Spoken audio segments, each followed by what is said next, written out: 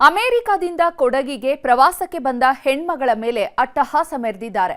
Home ಸ್ಟೇನಲ್ಲಿದ್ದ ಮಹಿಳೆ ಮೇಲೆ ಅಲ್ಲಿನ ಸಿಬ್ಬಂದಿಗೆ ಅತ್ಯಾಚಾರ ಮಾಡಿದ್ದಾನಂತೆ.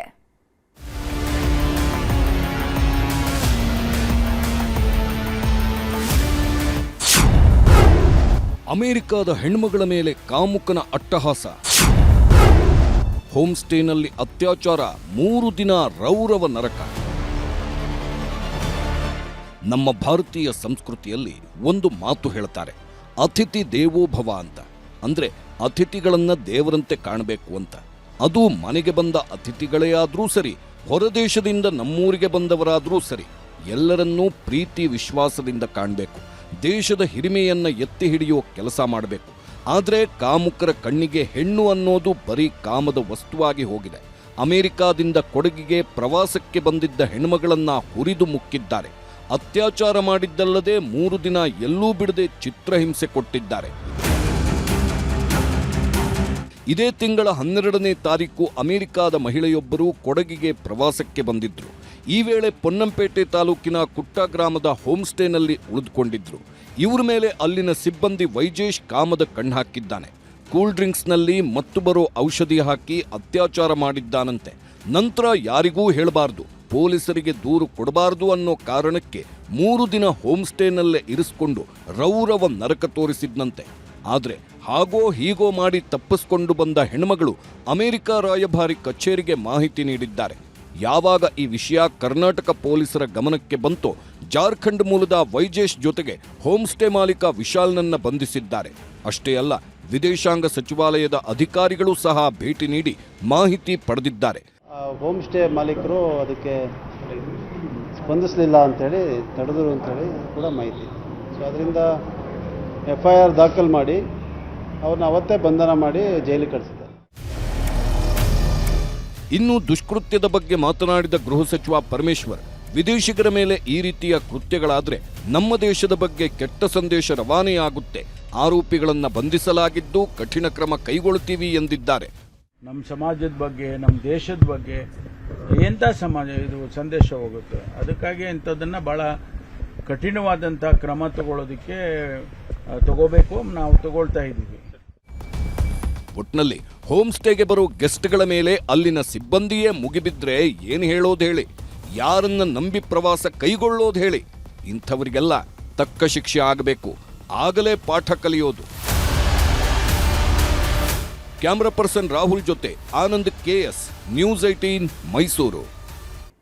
ಹೆಂಡತಿ ನೈಟಿ ಹಾಕೊಂಡ್ರೆ ಸಾಕು ಗಂಡ ರಾಕ್ಷಸನಾಗ್ತಾ ಇದ್ದ. ಯಾವುದೇ ಕಾರಣಕ್ಕೂ ನೈಟಿ ಹಾಕ್ಬೇಡ ಅಂತ ಜಗಳಕ್ಕೆ ನಿಲ್ತಾ ಇದ್ದ. ಆದ್ರೆ ಪತ್ನಿ ಗಂಡನ ಮಾತು ಕೇಳದೆ ನೈಟಿ ಹಾಕಿದ್ದಕ್ಕೆ ಬೆಂಕಿ ಹಚ್ಚಿ ಅಟ್ಟಹಾಸ ಮೆರೆದಿದ್ದಾನೆ.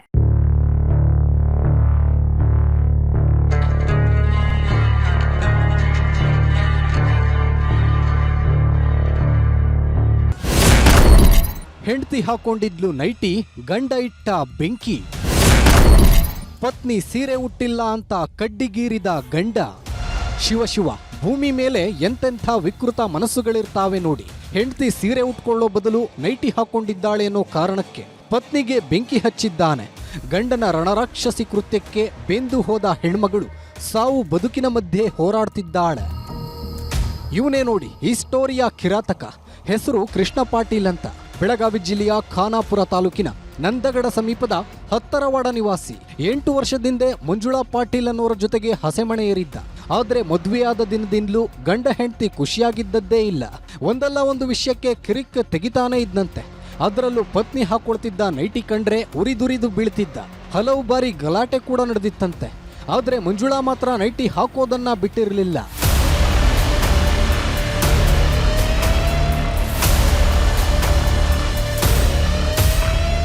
ಈಗೀಗೆಲ್ಲ ಮನೆಯಲ್ಲಿರೋ ಹೆಣ್ಮಕ್ಕಳು ನೈಟಿ ಹಾಕೋದೇ ಜಾಸ್ತಿ. ಇದನ್ನ ಹಾಕೊಂಡ್ರೆ ಮೈತುಂಬ ಬಟ್ಟೆ ಹಾಕೊಂಡಂತಿರುತ್ತೆ. ಆದ್ರೆ ಈತನಿಗೆ ನೈಟಿಯಲ್ಲಿ ಅದೇನ್ ಸಮಸ್ಯೆ ಇತ್ತೋ ಗೊತ್ತಿಲ್ಲ. ನೈಟಿ ಕಂಡ್ರೆ ಸಾಕು ಉರಿದುರಿದು ಬೀಳ್ತಿದ್ದ. ಇದೇ ವಿಷಯಕ್ಕೆ ಮತ್ತೆ ಗಲಾಟೆ ಶುರುವಾಗಿದೆ. ಸೀರೆ ಅಥವಾ ಚೂಡಿದಾರ್ ಹಾಕಬೇಕಿತ್ತು ಅಂತ ಗಲಾಟೆ ತೆಗೆದವ ಹೆಂಡತಿ ಮೇಲೆ ರಣರಾಕ್ಷಸನಾಗಿದ್ದಾನೆ. ನನ್ನ ಮಾತು ಮೀರಿ ನೈಟಿ ಹಾಕೊಂಡಿದ್ದಾಳೆ ಅಂತ ಬೆಂಕಿ ಹಚ್ಚಿದ್ದಾನೆ. ಯಾವಾಗ ಹೆಣ್ಮಗಳು ಚೀರಾಡೋದಕ್ಕೆ ಶುರು ಮಾಡಿದ್ಲು, ಅಕ್ಕಪಕ್ಕದ ಮನೆಯವರು ಬಂದು ಕಾಪಾಡಿದ್ದಾರೆ. ಅವರೇ ಆಸ್ಪತ್ರೆಗೆ ದಾಖಲು ಮಾಡಿದ್ದಾರೆ. ಆದರೆ ಮಂಜುಳಾ ಸ್ಥಿತಿ ಮಾತ್ರ ಕ್ಷಣ ಕ್ಷಣಕ್ಕೂ ಕ್ರಿಟಿಕಲ್ ಆಗ್ತಾ ಇದೆ. ಅವ್ರು ಹಾಕಿರೋ ಡ್ರೆಸ್ಗೆ ಗೌನಕ್ಕೆ ಒಂದು 2 ಸಾರಿ ನೀವು ತೆಗಿದೆಯಾ ಅಲ್ಲ ಬೆಂಕಿ ಹಚ್ತೇನೆ ಅಂದರೆ ಇಲ್ಲೋ ಸಂದರ್ಭದಲ್ಲಿ 2 ಸಾರಿ ಬೆಂಕಿ ಹಚ್ತಾನೆ. 3ನೇ ಸಾರಿ ಬೆಂಕಿ ಹಚ್ಚುವ ಸಂದರ್ಭದಲ್ಲಿ ಕಂಪ್ಲೀಟ್ ಆಗಿ ಉರಿತಾ ಇತ್ತು. ಉರಿಯುವ ಸಂದರ್ಭದಲ್ಲಿ ಇದರಲ್ಲಿ ಅವರಿಗೆ ಗಂಭೀರವಾದ ಗಾಯವಾಗಿರುತ್ತದೆ. ಆದರೆ ಕೂಡ ಅಕ್ಯೂಸ್ಡನ್ನು ಅರೆಸ್ಟ್ ಮಾಡಲಾಗಿದೆ, ಆಲ್ರೆಡಿ ಜೈಲಿಗೆ ಕಳಿಸಲಾಗಿದೆ. ಹೆಂಡತಿ ಸಾವು ಬದುಕಿನ ಮಧ್ಯೆ ಹೋರಾಟ ನಡೆಸ್ತಿದ್ರೆ ಗಂಡ ಮಾತ್ರ ಊರು ಬಿಟ್ಟಿದ್ದಾನೆ. ಒಟ್ನಲ್ಲಿ ಇಂತಹ ಸಣ್ಣ ಪುಟ್ಟ ವಿಷಯಕ್ಕೆಲ್ಲ ಕೊಲ್ಲೋ ಸ್ಥಿತಿಗೆ ಹೋಗ್ತಾರೆ ಅಂದ್ರೆ ನಿಜಕ್ಕೂ ದುರಂತವೇ ಬಿಡಿ. ಚಂದ್ರಕಾಂತ ಸುಗಂಧಿ, ನ್ಯೂಸ್ 18 ಬೆಳಗಾವಿ.